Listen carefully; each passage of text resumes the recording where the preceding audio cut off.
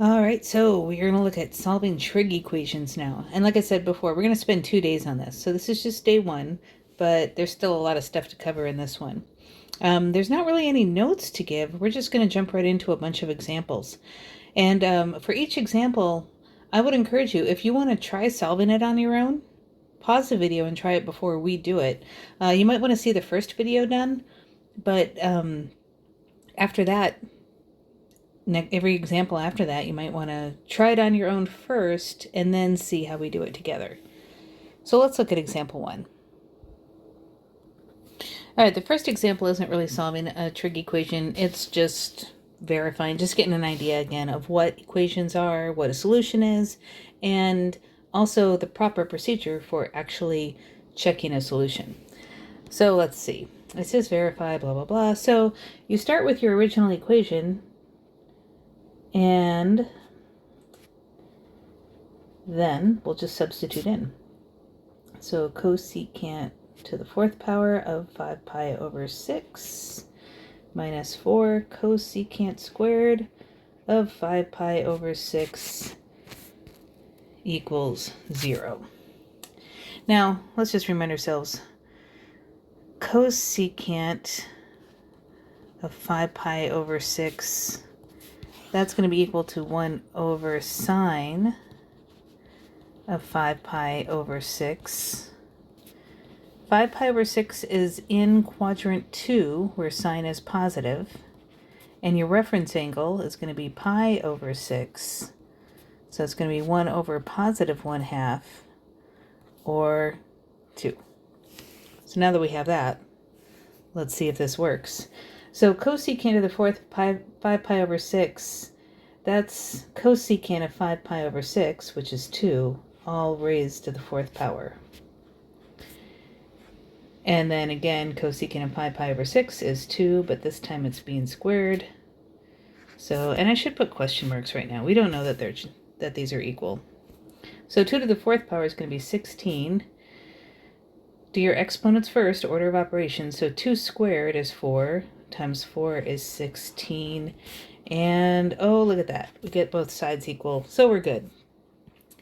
This is a general thing in math. When you're verifying a solution, you just want to manipulate one side of the equation. Notice I didn't touch the other side. It was already simplified down to 0. I left it as 0. All the work was on the left. It's just like when you're verifying identities. Don't do something to both sides of the equation, like squaring both sides or adding something to both sides. Don't do that. Just manipulate one side, and you have to get both sides until they look identical. Like, although here it was pretty obvious it's true, we need to get down to this statement right here, that 0 equals 0. Then we're done. So, I know, kind of a tedious thing, but that is what you need to do, and so you're going to have to do some of that for your homework tonight. Okay, let's actually get into the solving now. So let's look at example 2. Okay, so we're going to solve. I've started with a basic one. To kind of get just the idea across of basically what you're trying to do. You're trying to get each equation down to something simple like this. You can solve it. But also, sometimes we need to find all solutions in a given interval, and sometimes we just need to find all the solutions. And there is a difference between these two. So we're going to look at those. But let's do part A first. And don't worry, the good news is most of the work is just done, and then you have to do a little final thing to differentiate between these two answers. So let's do part A first. We have 2 sine x plus 1 equals 0. So normally when you solve an equation, you want to isolate the variable. We're going to isolate the trig function. That's what we want to focus on. So we're going to get 2 sine x equals -1. So sine x is -1/2. Okay, so we have that. Now, part A wants us to be just in one rotation of the circle. So if we take a look then, we're looking where sine is negative. Now we just have to go back to what we've done in the past. That means we need to be in quadrants 3 and 4. And our reference angle, and actually I'll just write it as theta prime, or in this case I guess x prime, is pi over 6. So again, with all students take calculus, sine is going to be negative in quadrants 3 and 4. And from our table of values that I'm sure you've all memorized by now, our reference angle is going to be pi over 6. So then you just go ahead and put your two answers there. So in quadrant 3, our answer would be pi plus pi over 6, 7 pi over 6. And in quadrant 4, it would be 2 pi minus pi over 6, or 11 pi over 6. And there you go. Nice and straightforward. You just have to remember how to find those angles there. So what's the difference then if we have to find those solutions or all solutions? And we just have to go a little bit further if the problem just says find all solutions. Remember, the period of sine is 2 pi. So we just add multiples of 2 pi to these angles to get all solutions. If we add 2 pi, that gets another solution. Add another 2 pi, gets another solution. Add another 2 pi, gets another solution. So what we're going to do here is just this very simple. We've seen this before. We're going to take 7 pi over 6, and we want to add multiples of 2 pi. So we're going to say 2 pi n.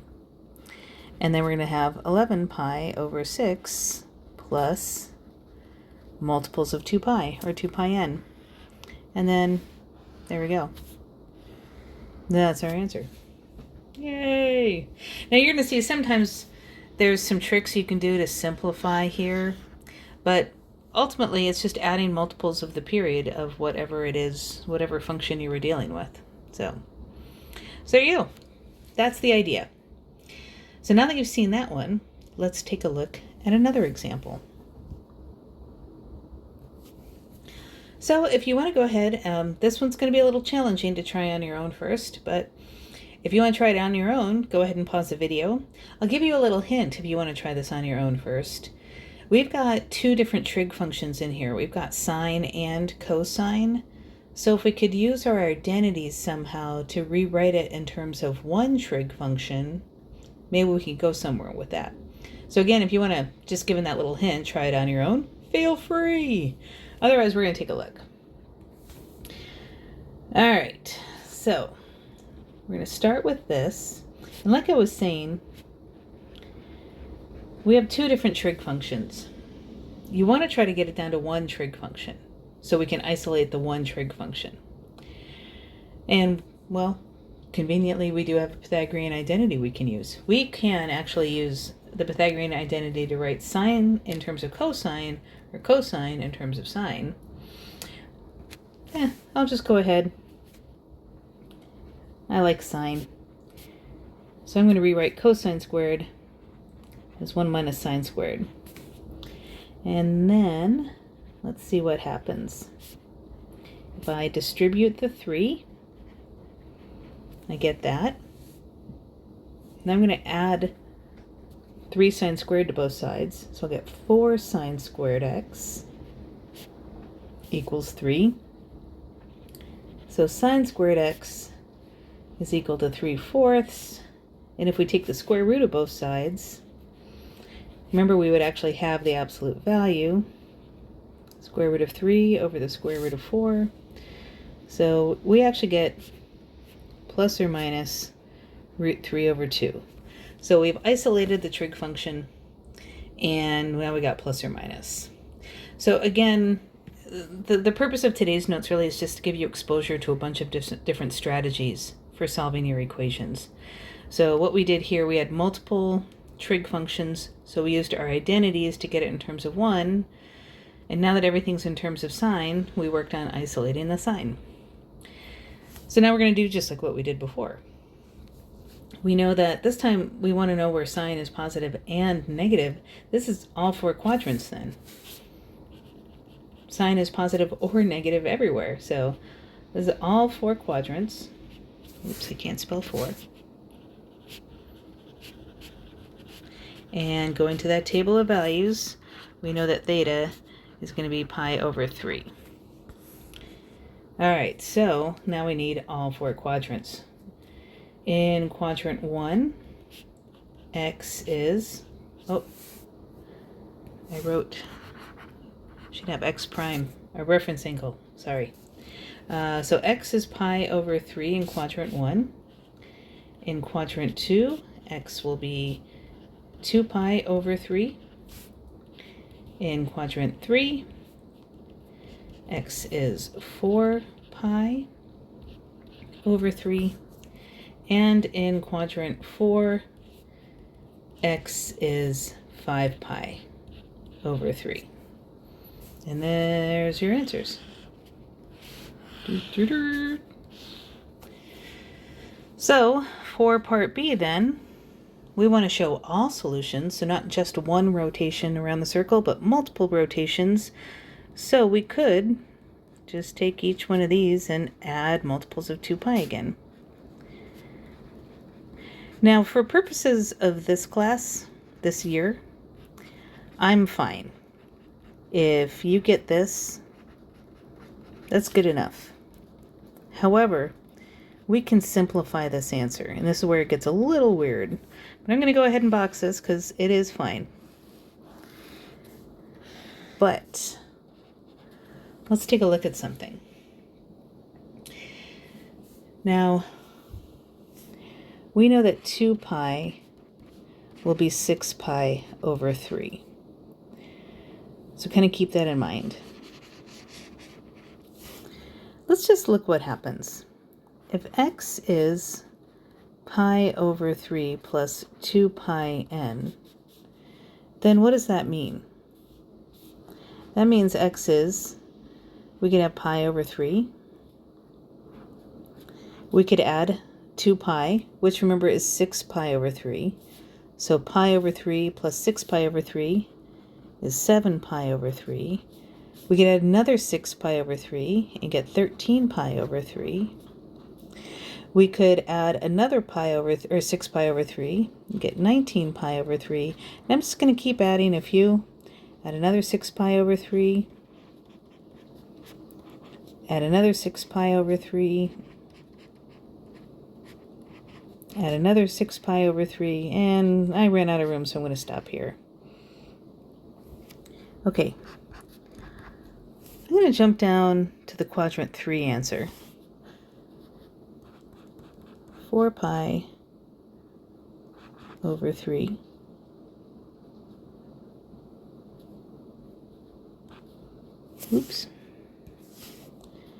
plus 2 pi n. And again, I'm going to do the same thing. So what does that mean? That means 4 pi over 3, but then I can take 4 pi over 3, add a 2 pi, which is 6 pi over 3, and I get 10 pi over 3. Add another 6 pi, I get 16 pi over 3. Add another 6 pi over 3, and I get 22 pi over 3. And I'm just going to keep doing this. Add another 2 pi, 34 pi over 3, and I ran out of room again, so I'll just stop right there. So why have I bothered doing that? Well, focus on this list and this list, and I'm just going to go ahead and combine them into one list. And I'm going to write them in order though. So we have pi over 3. The next angle would be 4 pi over 3. The next angle would be 7 pi over 3. Then 10 pi over 3. Then 13 pi over 3. 16 pi over 3. 19 pi over 3. 22 pi over 3. So again, if you didn't follow what I was doing, I'm just taking the angles in these lists and writing them in order all in one list. So pi over 3 we started with.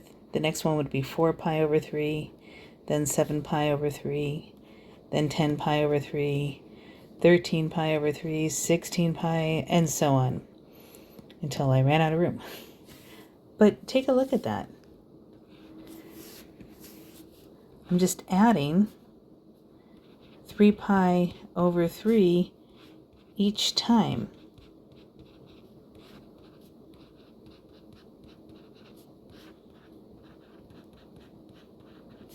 Wow, wait a minute. And wait, isn't 3 pi over 3 just really pi? I'm adding pi each time.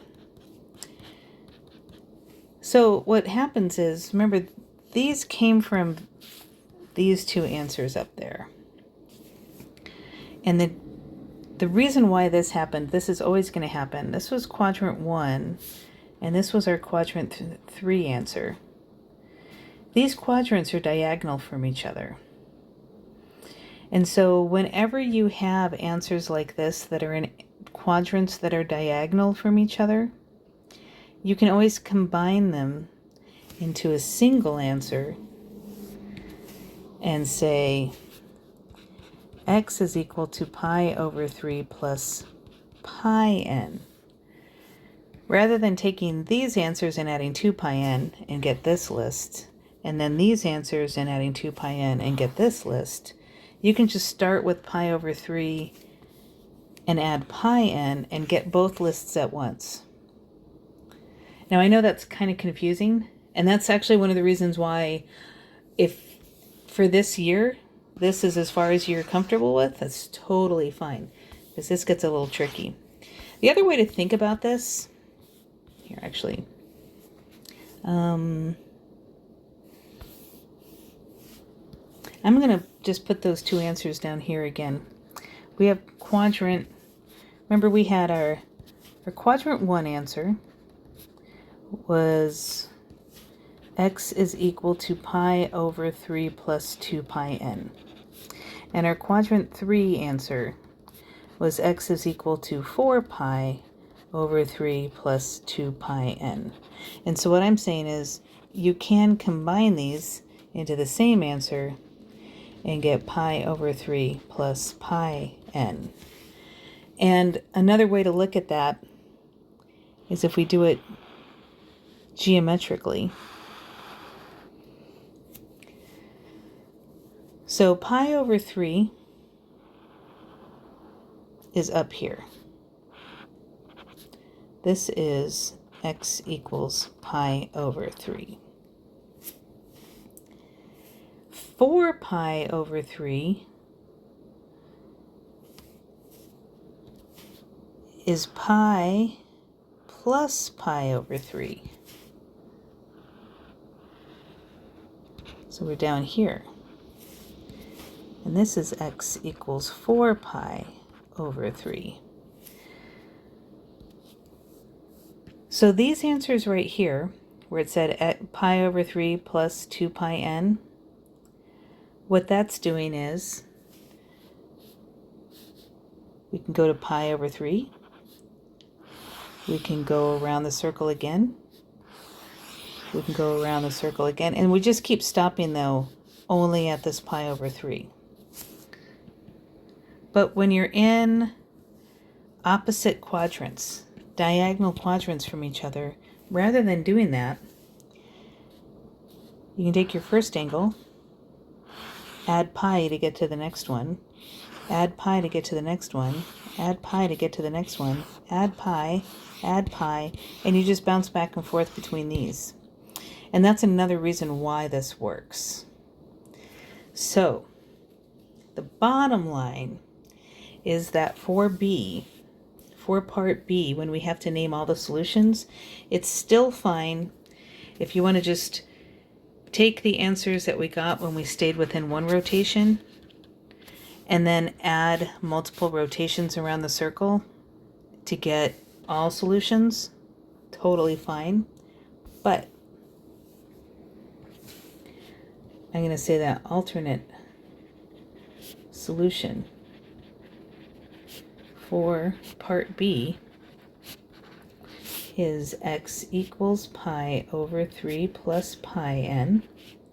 And then quadrants 2 and quadrants 4 are also diagonal from each other. So rather than taking this one and adding 2 pi n and this one and adding 2 pi n, we can just take this one and add pi n.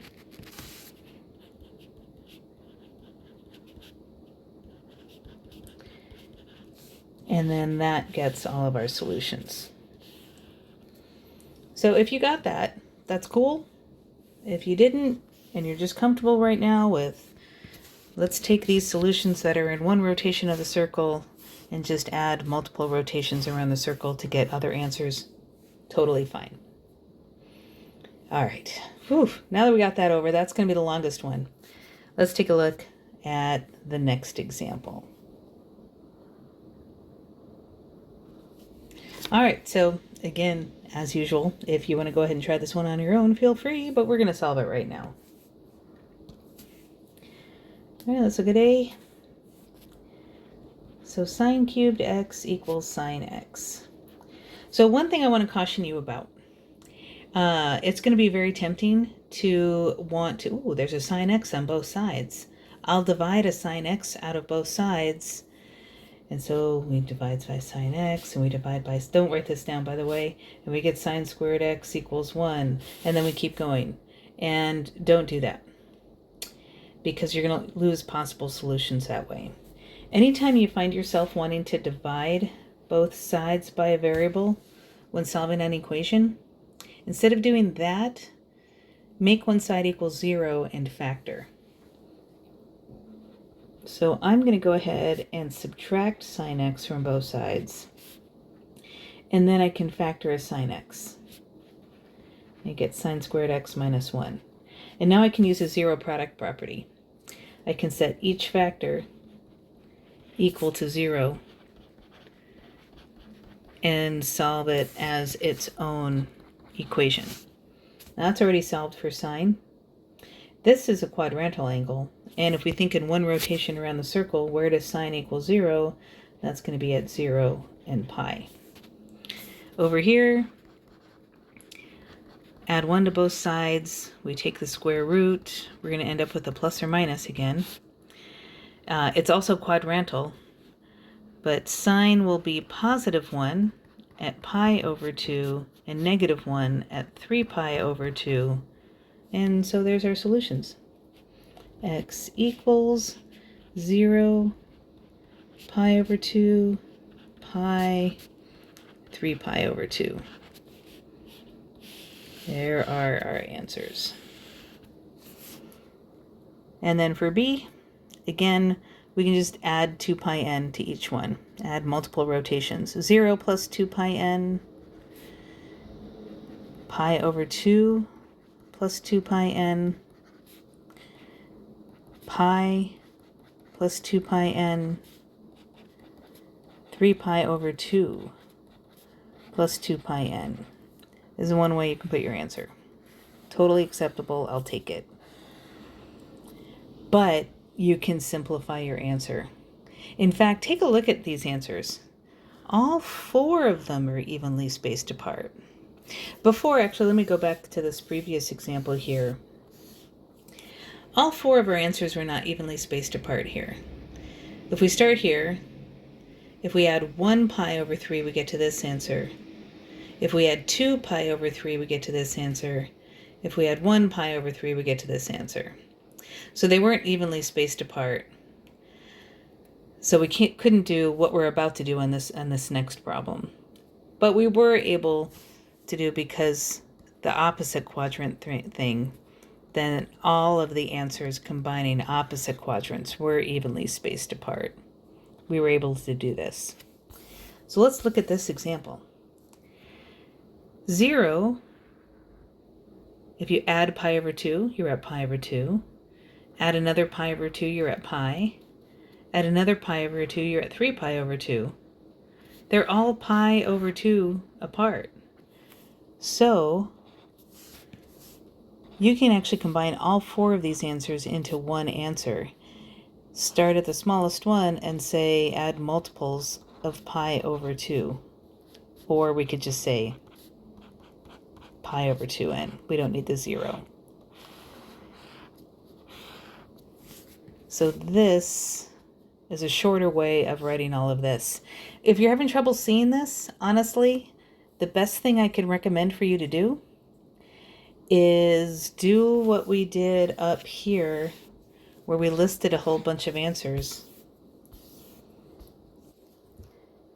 Maybe list the first 3 answers here, the first 3 answers here, the first three answers here and the first three answers here. Then start adding these answers. You're going to see that listing the answers here, you're going to get all of the answers included up there. So it really does work. But again, like I said, at this point, I'm fine with this. Okay, next example. All right, let's look at this one. Part A. 2 sine squared x plus 3 sine x plus 1 equals 0. Everything is in terms of sine, but we have a sine squared here and a sine here. Guess what? This is a quadratic equation. You're going to solve it just like a quadratic equation. If you forgot how to solve quadratics, here's our little formula. You're going to put a times c at the top, b at the bottom, find two numbers that multiplied at the top, add to the bottom. Those are your mystery numbers. We're going to divide by a, and that's going to give us our factors. So for this problem, a times c is 2,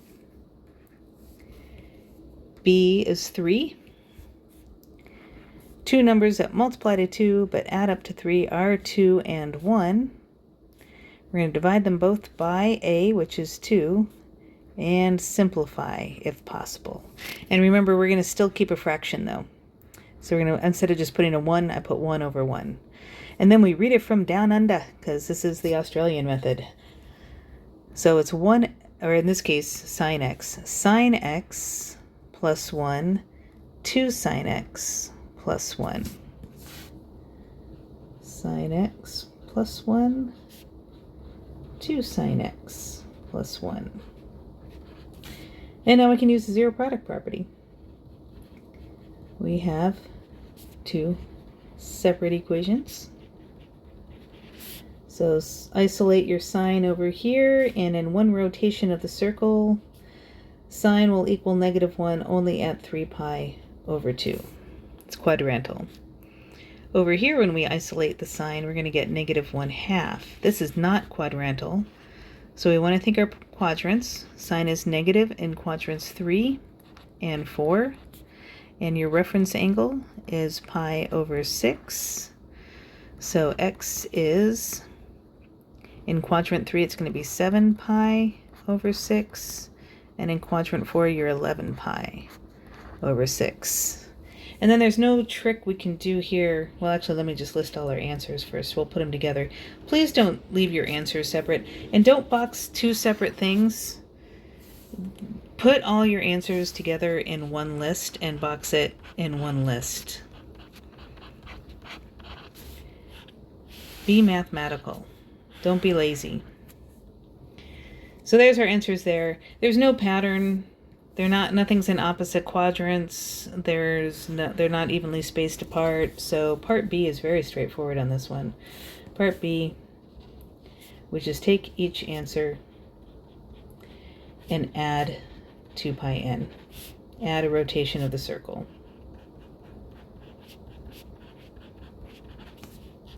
Or multiple rotations. Oh, I wrote 3 pi over 2 again. That should be 7 pi over 6.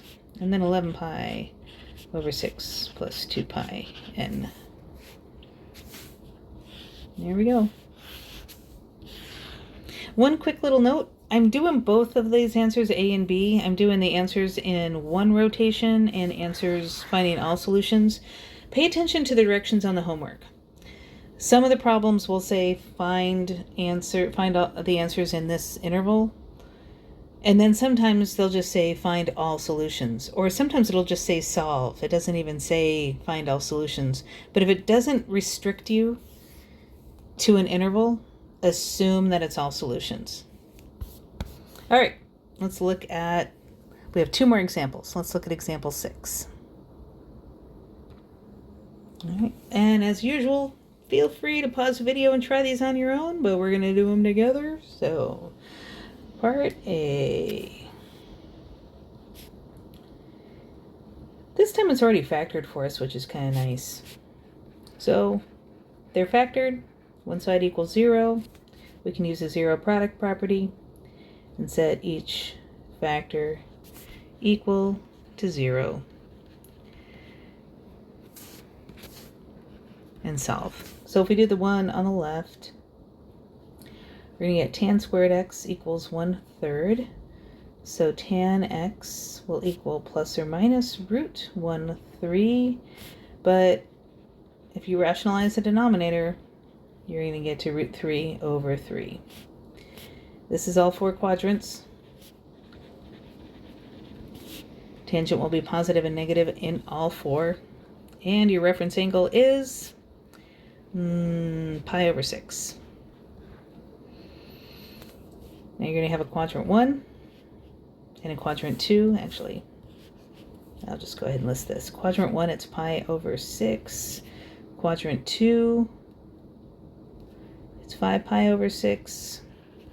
Quadrant 3, 7 pi/6. Quadrant 4, 11 pi/6. Here, if we solve, we get tan squared x equals 3, so tan x is plus or minus root 3. Again, that's all 4 quadrants.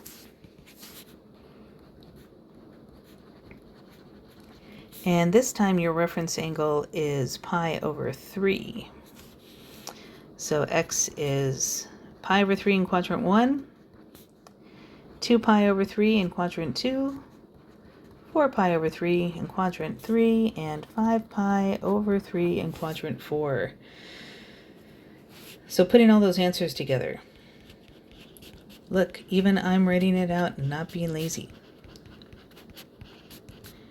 You have to put all your answers together. Oops. Oh no, that's what I want. Pi/3, 2 pi/3, 4 pi/3, and 5 pi/3. Now for part B, we can take each one and just add 2 pi n, or let's see, remember these are in opposite quadrants. I can combine them then, put one of them, and instead of saying plus 2 pi n, I'll just say plus pi n. So those two gave me that answer. These two are in opposite quadrants. Same reference, you have to have the same reference angle though. So they have the same reference angle, but different quadrants. So I'm going to combine those and say 5 pi/6 plus pi n. So those gave me this answer. These answers both had the reference angle of pi/3, and they are in opposite quadrants. So I can say pi/3 plus pi n.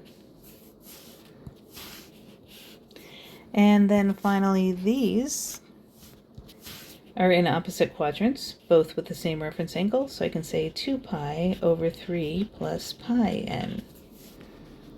Saves me a little bit of writing. And it is a more simplified answer. Ooh. There, that looks better. So there you go. All right, let's check out another example. All right, this is the last example for this one, so let's see what we're going to do here. We have secant x plus tan x equals 1. Well, we have two different trig functions in this problem. So the question is, how can we solve this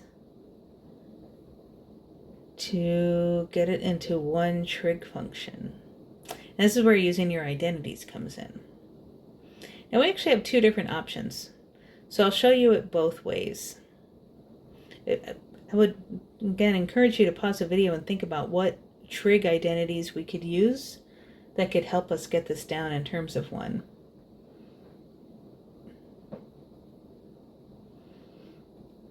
We do have a trig identity that relates secant to tangent, but unfortunately it uses It has to have secant squared and tan squared in it. We don't have that. Now, it may be tempting, and sometimes you can do this. Sometimes this is a strategy. It may be tempting, well, just square both sides, and that'll make it squared. But just a little note on that. So this is one thing that you might try. Don't write this down because I'm going to erase it. You might try this, but remember, you're going to get secant squared x plus 2 secant x tan x plus tan squared x. Don't forget, when you multiply, you have this middle term, or when you square a binomial, you got this middle term. A lot of people forget it, but you do have it. So yes, you have your parts of a Pythagorean identity right here, but you got this middle term, and so now what are you going to do with this middle term? So you're kind of messed up there. So that looks like it probably didn't help. So what else can we do? Let's see.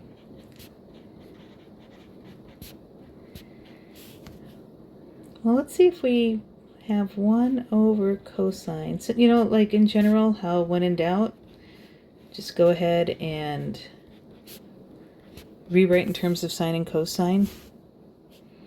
So we have 1 plus sine x over cosine x equals 1. What can we do here? Well, here's a little trick. And we actually could have done something similar to this in the beginning. Anyway, let me show you. If I multiply both sides by cosine, I get this. Look what happens when I square both sides now. I get 1 plus 2 sine x plus sine squared x. And on the other side I get cosine squared x. The key is I didn't get this term with 2 trig functions together. I mean, yes, I still had to worry about that middle term, but it's just in terms of 1 trig function. And I can rewrite this using a Pythagorean identity in terms of sine, and the whole thing is using only sine. So this is what I was saying. There's 2 different ways I could have done this. So one way is changing everything in terms of sine and cosine. You can square both sides and then be able to use a Pythagorean identity. You could have done that actually right in the beginning. If we had switched sides, if I had moved the 1 over and then like the tangent to the other, the key is don't square when you got 2 trig functions involved, because you're going to get this middle term that involves both trig functions, and that can cause problems. Instead, wait until you somehow manipulate the equation so you only have at most 1 trig function that you're going to square. And then it leaves you, each individual term is still in terms of 1 trig function, and then you can maybe go further with your identities. So what I'm talking about, I won't work this one out all the way, but if I had taken that first line and rewritten it as secant squared x minus 1 equals tan x, then actually in this case I would have been, if you think of your Pythagorean identities, this is equal to tan squared x. And then you could have solved it from that. That would have been very nice. So different ways of doing it. But anyway, I want to do this because there's also another point that I want to bring up. So this could be an alternate method. I'll just put that note here. Alternate method. All right, so let's continue with this guy.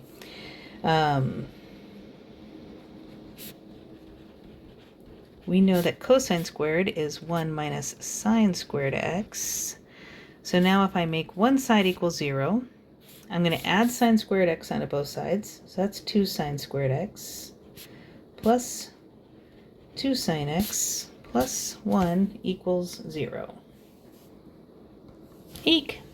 I don't mean that. The ones will cancel out, so it's just equals 0. Factor out of 2 sine x, and I get sine x plus 1. And now I can use the zero product property. Yay! So we get sine x equals 0, which means x is 0 or pi. And here I get sine x equals -1, which means x is 3 pi over 2. Now, unfortunately, this is the problem that keeps on giving if you solve it this way. And the problem was right here. If you raise both sides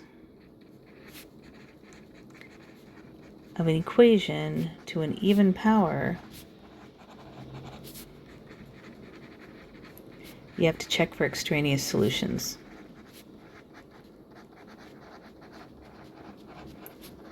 Now, luckily, the original equation wasn't complicated, but we have 3 answers that we have to check, and there's no way around it. So our original equation was secant plus tangent equals 1. We have to check each one. We're going to check x equals 0. Secant is 0 plus tan of 0. Does that equal 1? Well, secant's the reciprocal of cosine.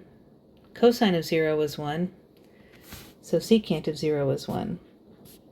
Tangent of 0 is 0. And 1 plus 0 is 1. So, yay, that checks. We're going to check x equals pi. Secant of pi plus tan of pi. Does that equal 0? Well, cosine of pi is -1. So the reciprocal will be -1. The tangent of pi is 0. Uh-oh. Oh, wait a minute. Ooh, write the equation down, right? But it's still not going to work. So that's extraneous. X equals pi is an extraneous solution. Let's check x equals 3 pi over 2. So we'll secant of 3 pi over 2 plus tangent of 3 pi over 2 equal 1. Well, secant of 3 pi over 2 is reciprocal of cosine. Cosine of 3 pi over 2 is 0. The reciprocal of 3 pi over 2, the reciprocal of 0 is undefined. This doesn't even work, undefined. This guy has no solution. Definitely extraneous. So, turns out x equals 0 is the only solution. All right, so, oh, and then that was part A. So part B, we just have 0 plus 2 pi n, or 2 pi n. So this is our answer for part A. There you go. All right, have fun with the homework.